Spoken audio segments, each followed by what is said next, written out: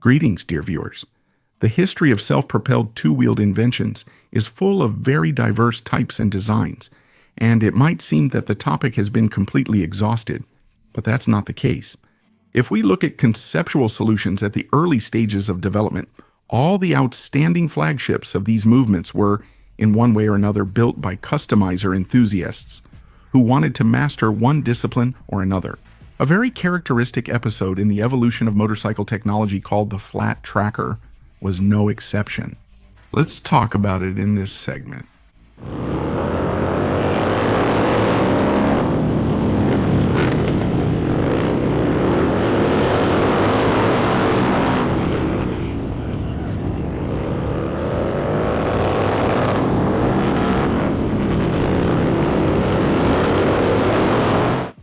Its fighter-like aggressive outline, like a bull terrier, stands out with the rugged tread of its tires and the absence of a front brake.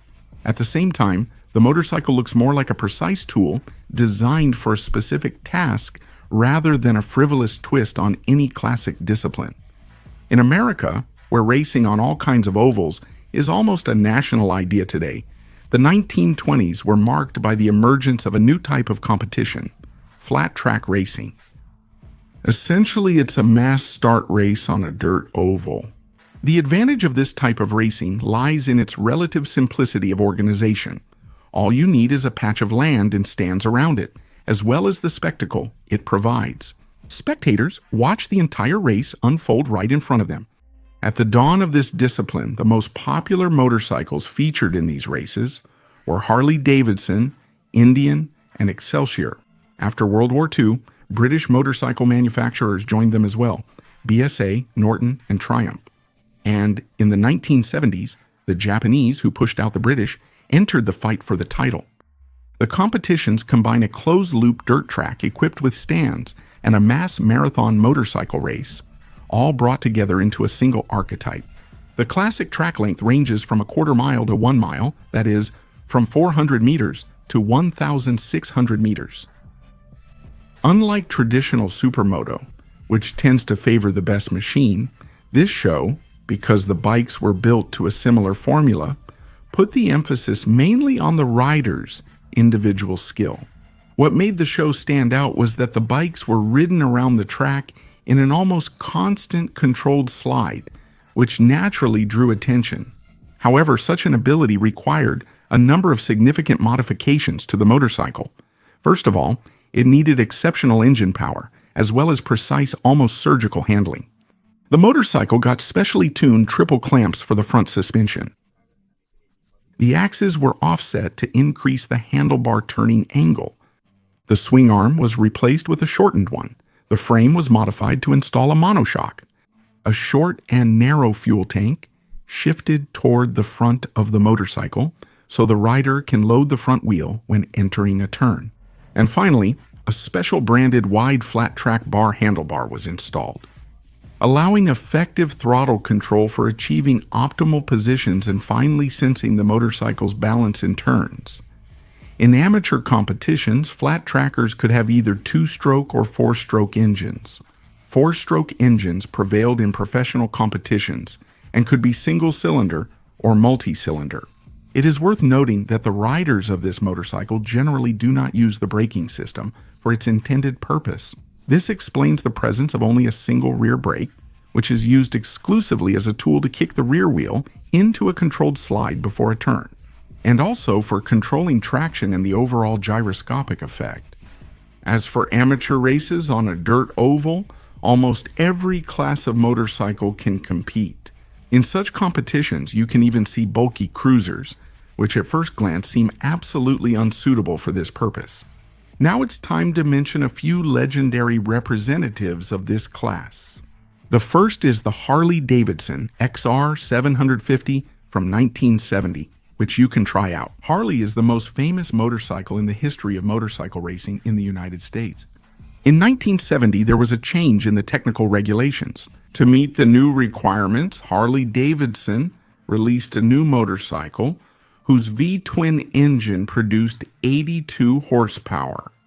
The addition of a pair of shock absorbers to the design, instead of the rigid frame of the KR model, The predecessor of the XR750 had a positive effect on handling. From 1972 to 2008, riders managed to win 29 out of 37 possible AMA championship titles on this motorcycle.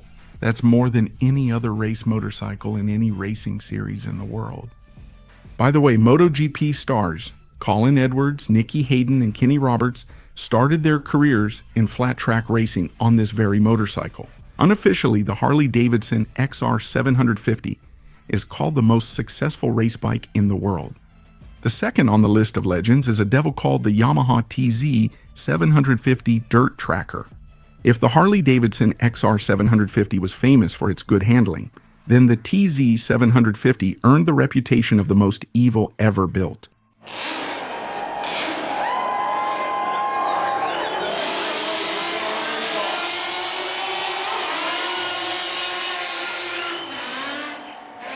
No rider becomes an expert overnight. First, you learn from experienced riders. Need help? Investing can work the same way. Meet eToro, a multi-assets investment platform where you can follow top investors, view their portfolios, and even copy their trades automatically. Join real-time market conversations with ideas, trends, and questions as events unfold. And all of that connects to a wide range of assets, including stocks, crypto, ETFs, and more, all in one platform. eToro is a regulated service with over 40 million users across more than 75 countries. Start investing with eToro and get $50 worth of stock when you deposit $200 or more. Click the link in the description or scan the QR code and get your $50 worth of stock now. Join the largest social investments platform and learn from the pros. Now, back to the video.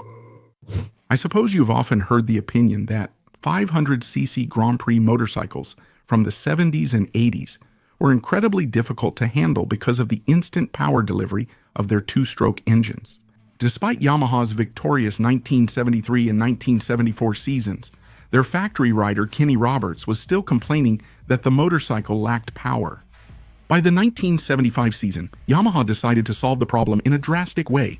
They borrowed a 750cc two-stroke, liquid-cooled engine, producing 125 horsepower from a Grand Prix motorcycle, and installed it on a flat tracker for riding on dirt without a front brake. The result was predictable. The motorcycle turned out to be monstrously powerful and almost uncontrollable. Only Kenny Roberts was able to handle its unruly character, and even he managed to win a race with it just once in Indianapolis in August 1975. A short time later, the AMA banned this motorcycle from competition. This is probably one of the most beautiful flat trackers. Ron Wood's motorcycle, from a flat track racer with 30 years of experience, doesn't impress with its power or sporting achievements. It only managed to finish 6th in the national championship.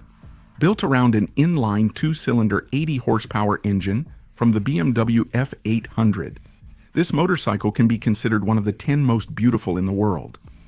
As for custom motorcycles styled after flat track bikes, they are less radical than their racing counterparts. That's why they're called street trackers. In terms of their technical features, they are as well suited to city riding as possible. They have a front brake, lighting equipment, slightly larger fuel tanks, and noticeably less power. Of course, there are exceptions. For example, a flat tracker built from a Grand Prix bike came out of Roland Sands' workshop, a 220 horsepower Ducati Desmosedici RR.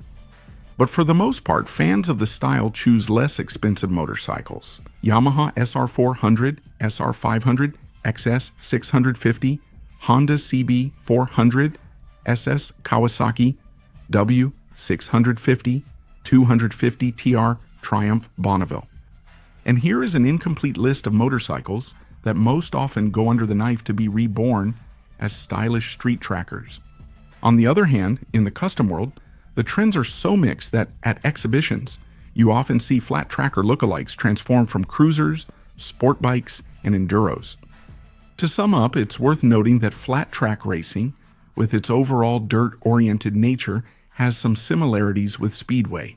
The difference lies only in certain design features, such as the absence of a front brake and a different riding style.